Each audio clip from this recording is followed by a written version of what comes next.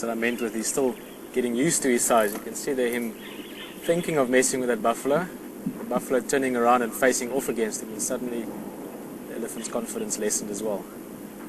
He decides to rather leave him alone, maybe try another bull.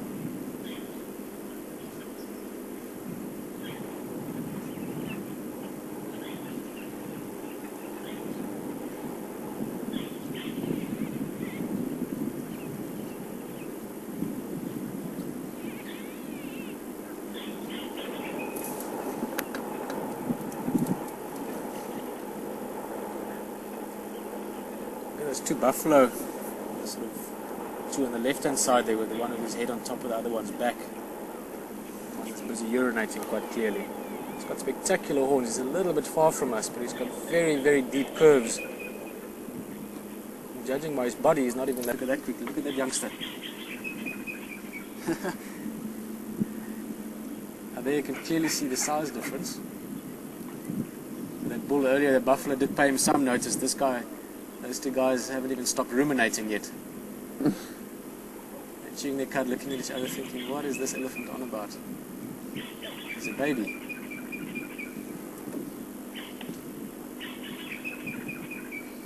This is probably one of my many favorite scenarios in the bushes, when you've got two different species interacting. Especially when it's on a playful level. If you've got lions busy hunting and killing a buffalo, it's a very different kind of energy than what we're looking at now. But you can see there's almost a friendly playfulness from the young elephant and a sort of a mature tolerance from the two old buffalo. It's really special when you get sort of interaction and things, animals doing behavior with the animal.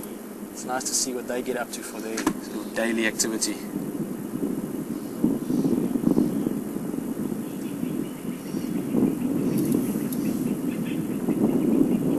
Wind is picking up, eh?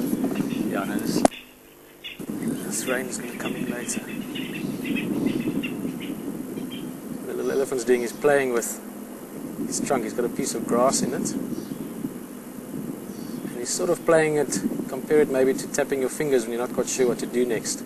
He's thinking of turning around and joining the herd, but he's also thinking of maybe trying those buffalo one more time, seeing if some of them won't give him some respect.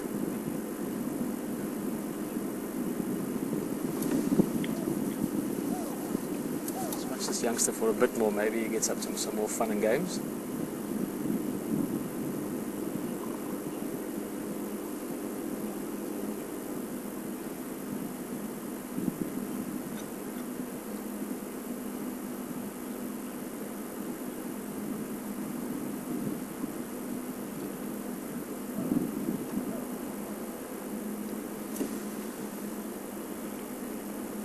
Well, that works. Birds will normally fly away when an elephant runs at them. See him just swishing his trunk at some of those starlings. A little bit far to make out the details of them. But if you look carefully just to the left front of that elephant, there's about two starlings running around there. And what they're doing is they're just using the elephant's movement is disturbing some insects, a grasshopper or a fly or something, and they can catch those insects easier. The same.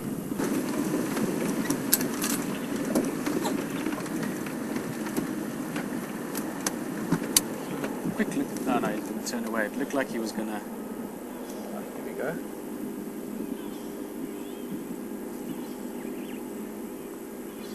The young elephant was looking at those buffalo again.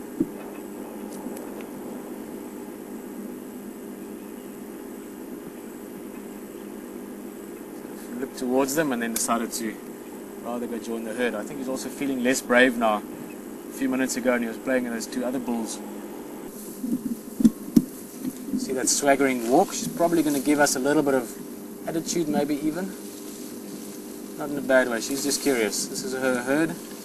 All these elephants are nice and relaxed. The other one hasn't stopped feeding. There's a youngster in the back busy eating. So they're really not bothered by us at all. So if anything happens, if they come closer now, it's purely from curiosity.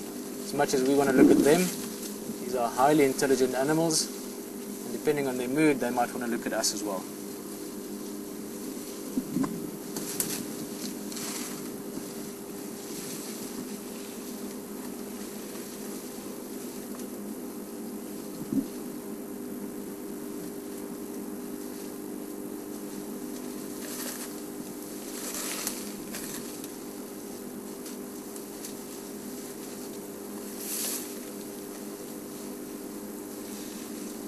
Look at how perfectly she uses a trunk. She strips the leaves.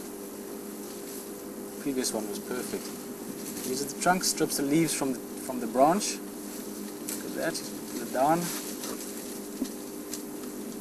And she's left only with the leaves. All the twigs stay behind. Perfect technique. You can see she's been feeding for years and years. Difficult to judge exactly how old she would be, but at least 40 plus, probably in the middle to late 40s, or maybe even in her early 50s.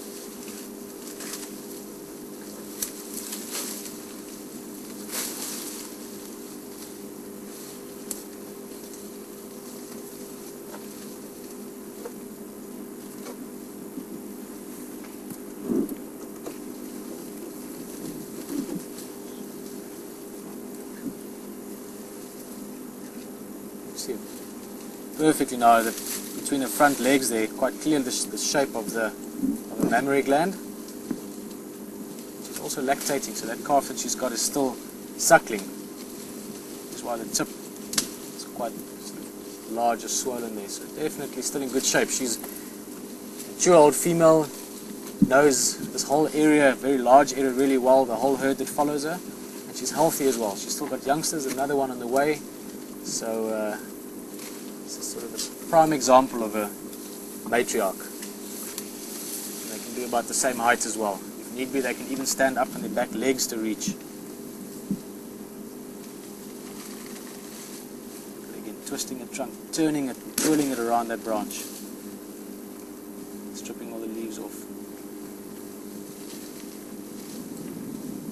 Bush willow salad time.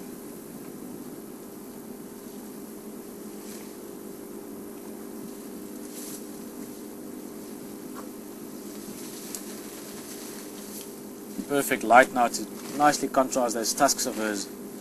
You can see her left tusk sort of curves out more, curves out quite flamboyantly to the left, and then her right tusk a bit shorter. Look at that left tusk first. Right tusk is a little bit shorter and a bit straighter. If you look very carefully, you'll see it's got a slightly sharper tip as well. The reason for that is that it is a working tusk. Now with elephants, same as humans, they develop a better coordination with one side of the two tusks. It can be left or right hand side, and that's just the tusk that over time, over the years, they use more often than the other one, so their coordination just slightly better. So typically if they want to break a branch off or strip some bark from a tree, or maybe just snap a twig over the tusks, they would use the same tusk over and over, so that tusk just does more work. Obviously then being worn down a bit more, and normally a bit sharper as well. So it's just the better of the two tools, if you want to call it that. And you can see it perfectly from that angle. This would be a right-tusked elephant.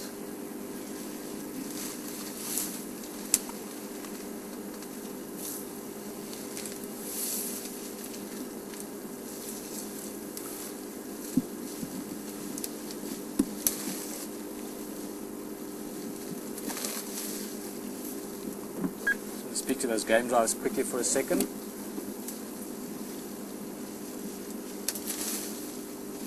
Wildearth